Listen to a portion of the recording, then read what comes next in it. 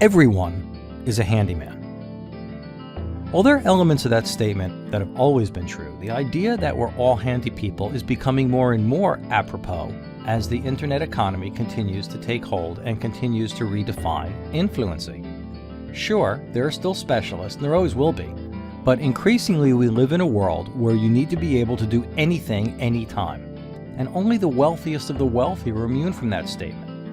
When ESPN's greatest athlete of all time, Bo Jackson, was a young man and did an interview while he and his wife were painting their home, he explained that he was doing that job because he believed that you should do the things you can do.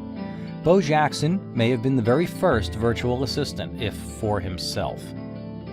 For a time, the phrase virtual assistant was all the rage in the business community. And while that phrase initially referred to people who handled jobs you didn't have the time to handle yourself, it was co-opted when Apple bought the company that wrote the software that became Siri. But Siri is no virtual assistant. While software like Siri works, at best it finds and dials a phone number. Software can hook you up with a virtual assistant, but the question remains, what's the right way to select a virtual assistant? And the answer, as it does in so many arenas, comes down to influency. Under the title, Why Hire a PR Firm When There's TaskRabbit? This piece illustrates quite a bit about the evolution of virtual assistants and influency.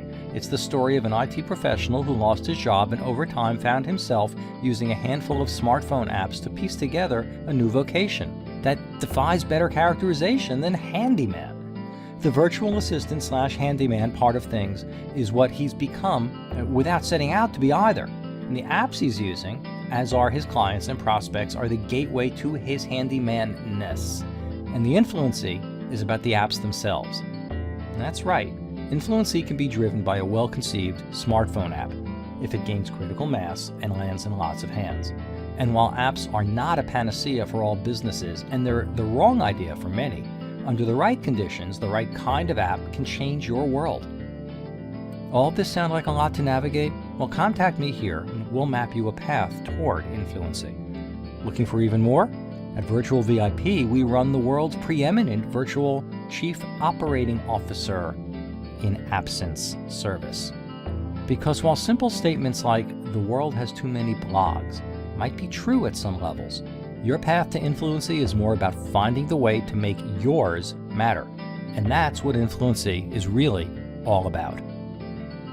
I'm the Answer Guy, and I'll be back.